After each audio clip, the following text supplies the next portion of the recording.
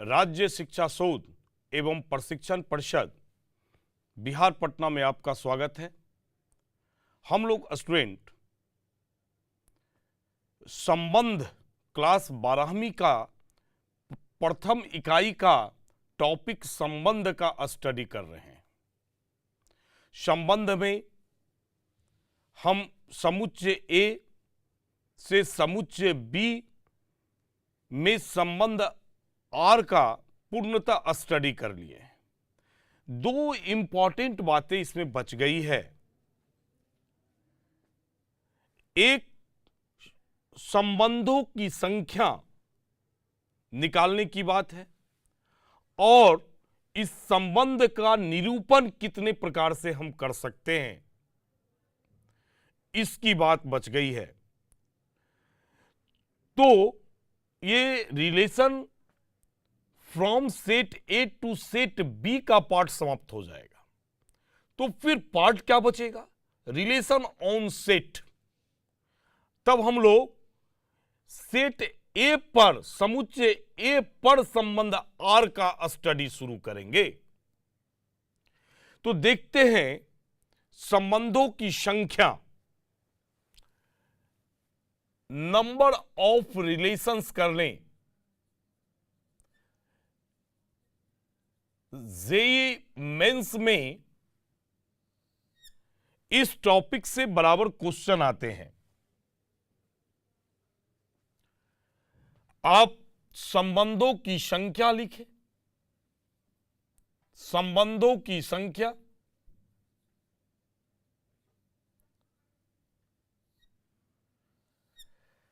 हम ये जानते हैं कि संबंध का जो डिफिनेशन था, उस डिफिनेशन से ये फाइंड हुआ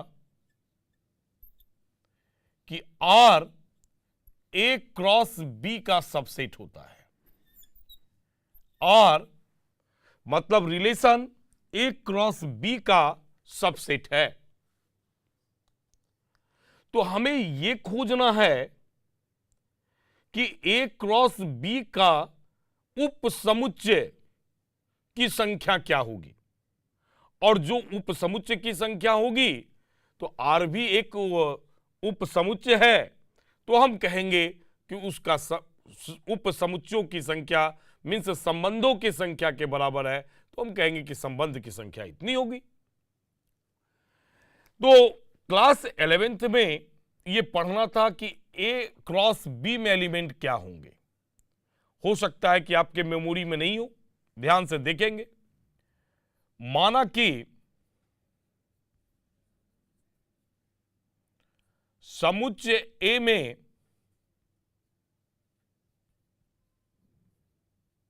पी अवयव है, पी अवयव है, हमें समुच्चय बी में भी अवयव मानना होगा तथा समुच्चय बी में क्यू अवयव है। समुच्चय ए में पी अवयव है और समुच्चय बी में आपके पास में क्यू अवयव है। तो ए क्रॉस बी में अवयवों की संख्या, अब ध्यान रखेंगे समुच्चय ए में पी अवयव है, तो आप इतना लंबी लैंग्वेज को ना लिखकर आप सीधे लिख सकते हैं cardinal number of set A equal to P. इस प्रकार से cardinal number of set equal to P तथा cardinal number of set B equal to Q. सीधे आप इस प्रकार से लिख सकते हैं। तो ए क्रॉस बी में अवयवों की संख्या क्या होगी? ए क्रॉस बी में अवयवों की संख्या,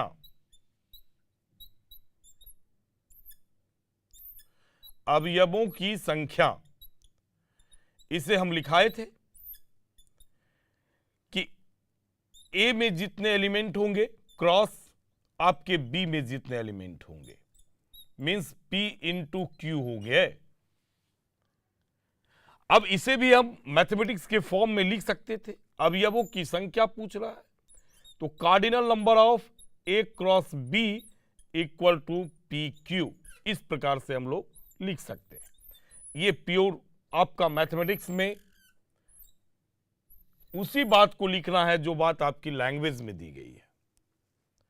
उपसमुच्चय की संख्या 2 का पावर n, ये आप जानते होंगे, उपसमुच्चय में बताए भी है। आपका पहले लेक्चर्स में रिलेशन शुरू करने के वक्त उपसमुच्चयों की संख्या का जिक्र हमने किया था। तो उपसमुच्चय की संख्या, या फिर से हम उस स्टेटमेंट को लिख देते हैं, यदि ए में n अवयव हैं तो ए का उपसमुच्चय की संख्या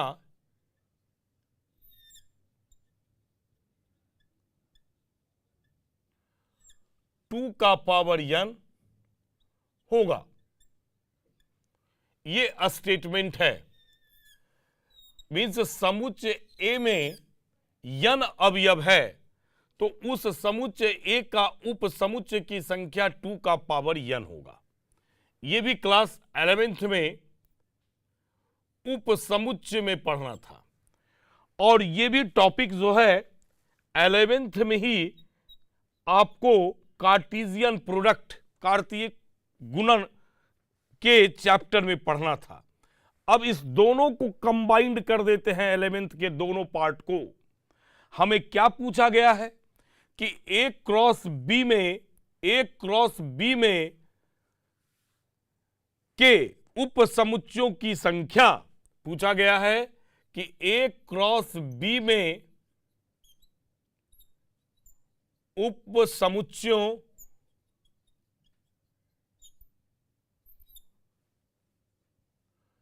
की संख्या,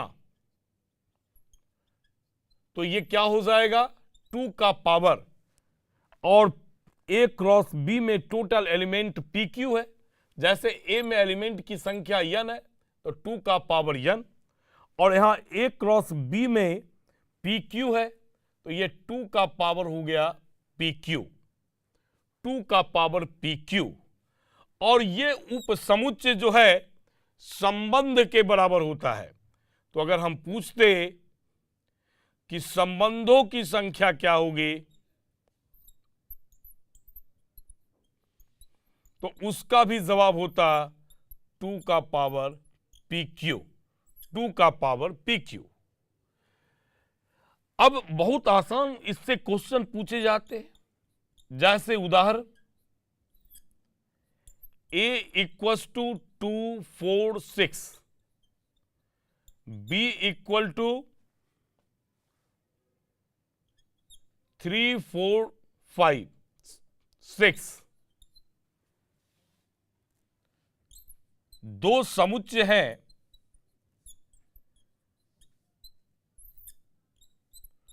तो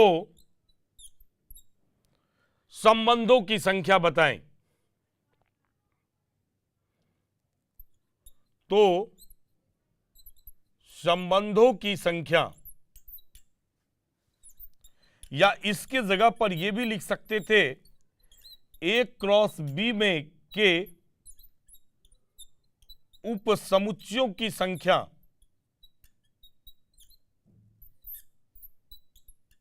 क्या होगी, ये क्वेश्चन हम देते। तो आपको क्या करना था, ए में आप टोटल एलिमेंट को गिनेंगे 1 2 3, मीन्स ए का जो कार्डिनल नंबर है वो 3 है, बी का कार्डिनल नंबर 1 2 3 4 है, तो बी का कार्डिनल नंबर हमारे पास में 4 हो गया। तो ए क्रॉस बी का कार्डिनल नंबर क्या हो गया, 3 इंटू 4 इक्वल टू 12 हो गया। अब हम आपसे कहते हैं कि ए क्रॉस बी में उपसमुच्चयों की संख्या क्या होगी, तो ए क्रॉस बी में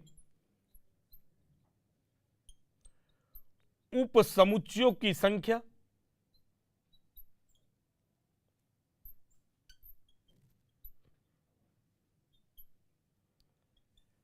ये हो जाएगा 2 का पावर 12, और जितने ए क्रॉस बी के उपसमुच्चय होंगे वही संबंध होंगे। तो संबंधों की संख्या अगर पूछते तब भी इसका जवाब होता 2 का पावर 12। 2 का पावर 12। ये एक एग्जाम्पल है, इस प्रकार के क्वेश्चन पूछे जाते हैं। चलिए एक एग्जाम्पल और देखते हैं जो आपको आईआईटीज मेंस में पूछा गया है। a equals to x belongs to integer 2 का power x plus 2 x square minus 5x plus 6 equal to 1 तथा b equal to x belongs to integer -3 से ग्रेटर देन हो गया x माइनस 1 और ये लेस देन हो गया 9। यदि कर देते हैं a और b दो समुच्चय है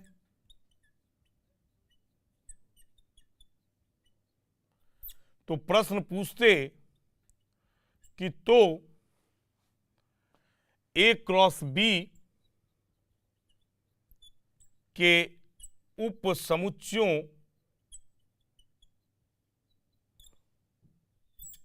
की संख्या ज्ञात करें। संख्या ज्ञात करें, ये क्वेश्चन देते और ये क्वेश्चंस आपका मेंस में पूछा हुआ है। मेंस में आपका क्वेश्चन पूछा हुआ है। हाँ, लैंग्वेज हो सकता है कि आपका चेंज कर लें, लैंग्वेज में कोई परिवर्तन हो सकता है, या फिर a क्रॉस b के उप समुच्चयों के जगह हम आपसे क्वेश्चन पूछते कि संबंधों की संख्या बताए। a से b में संबंधों की संख्या ज्ञात करें, ये क्वेश्चन दे देते। इस लैंग्वेज के बदले में ये लैंग्वेज दे देते। क्वेश्चन दोनों सेम है। तो फर्स्ट ऑफ ऑल हमें सॉल्व करना पड़ेगा ए का कि सेट ए में कौन कौन से एलिमेंट होंगे। 2 का power x plus 2 x square minus 5x plus 6 equal to 1। Solve करते हैं तो 2 का power x plus 2 x square minus 5x plus 6 से फैक्टराइज कर लेते हैं तो इसे हम -6x प्लस x लिख सकते हैं, प्लस 6, और 1 के बदले में लिख सकते हैं 2 का पावर 0। तो फाइनल आ गया x प्लस 2, x कॉमन हो गया, x माइनस 6 नहीं, ये तो प्लस 6 है, इसके फैक्टराइजेशन में ध्यान रखेंगे प्लस है दोनों, आप इसे -3x और -2x लिखेंगे तो इसका कॉमन फैक्टर हो जाएगा x माइनस 3, -2 कॉमन हो गया, x माइनस 3 इक्वल्स टू 0। तो x प्लस 2, x माइनस 2 और x minus 3 equal to 0। 3 result आया, x बराबर -2, 2 और 3, और ये x इंटीजर, यहां -2 इंटीजर है, 2 इंटीजर है, 3 इंटीजर है, सभी इंटीजर हैं। तो कहने का अर्थ है कि सेट ए में जो सदस्यों की संख्या आ गई वो क्या आ गया, -2, 2 और 3। ये सेट ए में सदस्यों की संख्या ज्ञात हो गई। अब जो है बी के लिए चलते हैं, सेट बी के लिए, तथा बी का संबंध है -3 से ग्रेटर देन है 2x माइनस 1 और लेस देन है 9। अब इसे सॉल्व करेंगे और x के वैल्यूज को फाइंड करेंगे। -1 है, दोनों साइड हम क्या करते हैं कि +1 कर देते हैं, दोनों साइड +1 कर देते हैं, तो 2x 9 + 1, ये -2 हो गया, 2x इक्वस टू नहीं है 2x, और ये 10 हो गया। 2 से डिवाइड करेंगे तो -1, ये x हो गया और ये 5 हो गया। अब इसके बीच में -1 से ग्रेटर देन है और 5 से लेस देन है, तो इसके बीच में कौन कौन से इंटीजर आएंगे?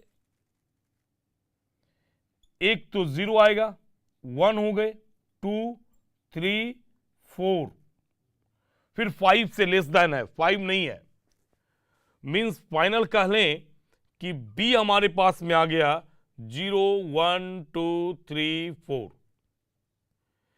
तो A का कार्डिनल नंबर क्या प्राप्त हुआ? 1 2 3, 3 कार्डिनल नंबर है, और B का कार्डिनल नंबर माने इसका अवयवों की संख्या 1 2 3 4 5। तो A क्रॉस B में अवयवों की संख्या या A क्रॉस B का कार्डिनल नंबर कितना हुआ? 3 × 5 15 हो गया।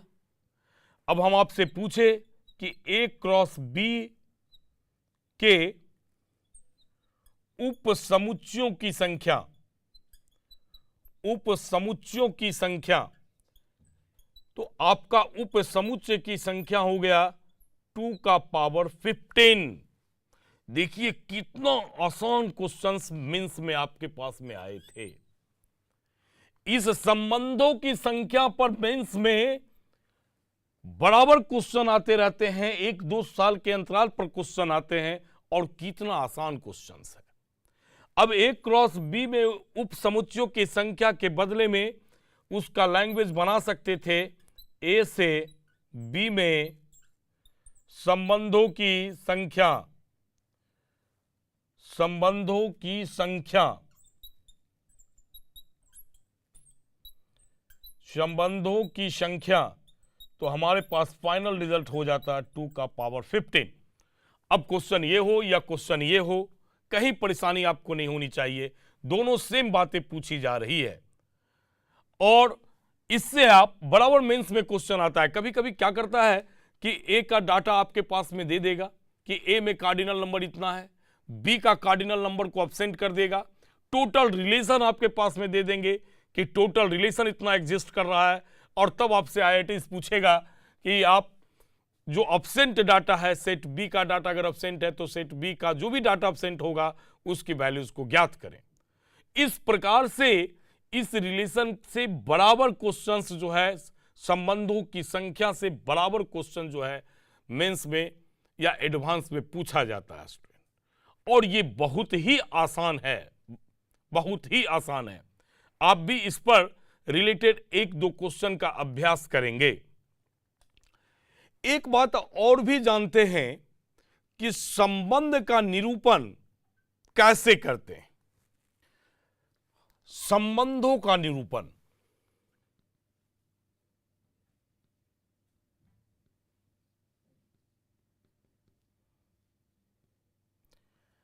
एक्चुअल चूंकि ये समुच्चय का पार्ट है, और समुच्चय के पहले चैप्टर क्लास 11th में आप 2 मेथड का चर्च कर चुके हैं, एक रोस्टर और दूसरा सेट बिल्डर।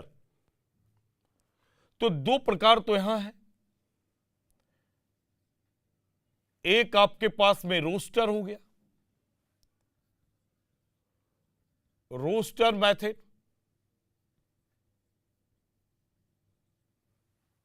या इसको टेबुलर फॉर्म भी कहते हैं,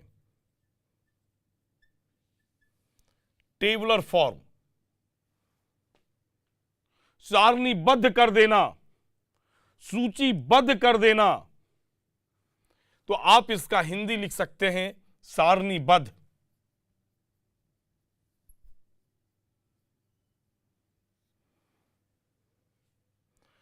दूसरा आपके पास में था set builder, set builder form,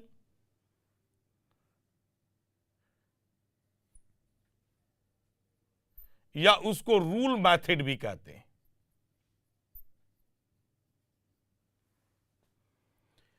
इसका अर्थ है, रूल का मीन्स है नियम, या सेट बिल्डर ही कह ले, सेट बिल्डर ही इसका नाम रख ले, या नियम, मेथड।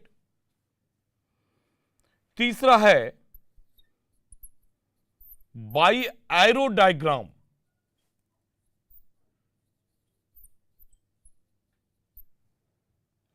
बाई एरो डायग्राम, आलेख कर रहे हैं। और चौथा है बाई ग्राफिकल,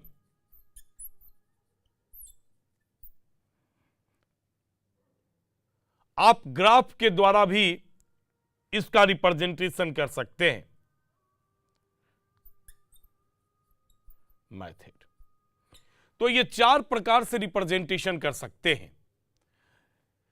ये दोनों सेट के स्टार्टिंग में पढ़ना है, और ये दोनों जो है क्लास 11th में कार्टेशियन में पढ़ना है।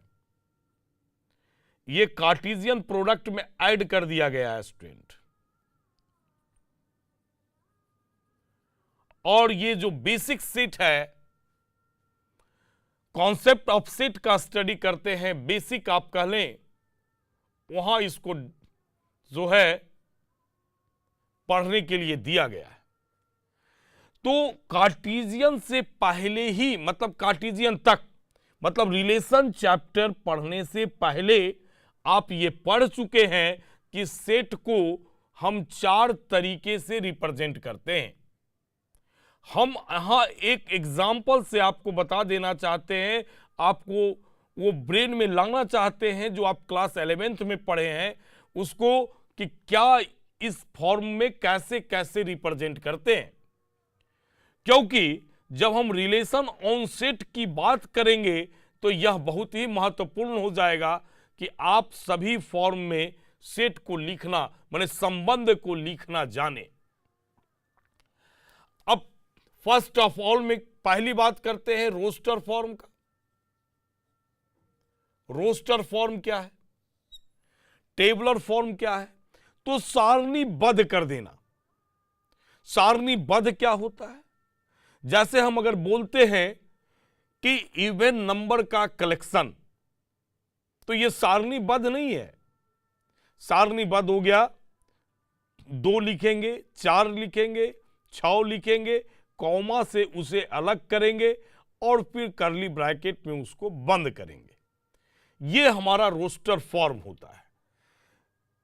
तो अगर आपसे रोस्टर फॉर्म कहा जाए, जैसे देखते हैं एक एग्जाम्पल रोस्टर फॉर्म के लिए, A = 1 2 3 है और B = 2 और 3 है,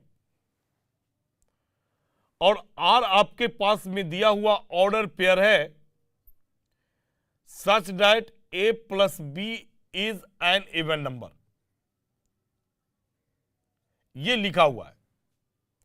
इसका मतलब है कि ये अभी टेबलर फॉर्म नहीं है। आप इसको जब एलिमेंट के रूप में, ऑर्डर पेयर के रूप में जब रिप्रेजेंट कर देंगे, तब कहेंगे कि ये इसका टेबलर फॉर्म है। तो हम करेंगे क्या, देखते हैं। A क्रॉस B फाइंड कर लेते हैं। 1 2 3 क्रॉस 2 3 आ गया। 1 2 1 3 2 2 2 3, फिर 3 2 और 3 3, ये फाइंड हुआ। देखिए तो इस दोनों का सम कितना हुआ? 2 + 1 3, ऑड नंबर है, नहीं होगा। 3 + 1 4, इवन नंबर है, मतलब ये ऑर्डर पेयर होंगे। 2 + 2 4, इवन नंबर है, ये भी ऑर्डर पेयर इसमें होगा। 2 + 5, ऑड नंबर हो गया, 5 हो गया। 2 + 3 है, 5 हो गया, ऑड नंबर है, तो ये नहीं होगा। 3 + 2 5 है, ये भी ऑड नंबर है, ये भी नहीं होगा। 3 + 3 इवन नंबर हो गया, 6 हो जाता है, इवन नंबर है। इसका मतलब कि R को अगर हमें टेबलर फॉर्म में या रोस्टर फॉर्म में लिखना होता तो क्या लिखते? 1 3 2 2 और 3 3। इस प्रकार से लिखना ही हमारे पास में कहेंगे कि रोस्टर फॉर्म है। और अगर नियमबद्ध लिखना शुरू करते हैं तब उसे हम सेट बिल्डर फॉर्म कहते हैं। सेट बिल्डर फॉर्म कहते हैं। अब सेट बिल्डर फॉर्म क्या है कि आपके पास में सपोज कीजिए इस प्रकार से आपके पास डाटा दिया हुआ है 1 1 2 4 3 9 4 16 5 25 ये डाटा दिया हुआ है। तो आप देख रहे हैं कि ये लिखने का मतलब है कि ये इसका स्क्वायरिंग है 1 1 स्क्वायर 1 स्क्वायर, ये 2 और 2 स्क्वायर है, 3 और ये 3 स्क्वायर है, फिर 4 और 4 स्क्वायर है, 5 और 5 स्क्वायर है। तो अगर इसे हम नियम में लिख दें, मीन्स अगर इसे लिखे कि R equal to A B such that A equals to A equal to B equal to A square, B equal to A square, जहां A सेट A से बिलोंग कर रहा है और ये B जो है सेट B से बिलोंग कर रहा है। मतलब इसके बीच में जो संबंध है, जो रिलेशन है, उस रिलेशन को यहां लिखना शुरू कर दें तब उसे हम सेट बिल्डर फॉर्म कहेंगे। इसका डाटा हमारे पास में हो गया कि R है, आप ऑर्डर पेयर लिखें सच दैट इस ऑर्डर पेयर के बीच में क्या संबंध है उस संबंध को भरें और फिर आपके पास में A सेट A से बिलोंग करेगा और B सेट B से बिलोंग करेगा। अगर इस प्रकार से आप किसी संबंध को लिखते हैं तो यह संबंध हमारा सेट बिल्डर फॉर्म कहलाता है। हम आपको जस्ट रिवीजन करवा रहे हैं कि आप संबंध रोस्टर फॉर्म में लिख सकते हैं, संबंध सेट बिल्डर फॉर्म में लिख सकते हैं, संबंध को एरो डायग्राम से भी आप रिप्रेजेंट कर सकते हैं स्टूडेंट। तीसरी बात करते हैं बाई एरो डायग्राम का। ये एरो डायग्राम क्या है? बाई एरो डायग्राम का जिक्र करते हैं। क्या है एरो डायग्राम?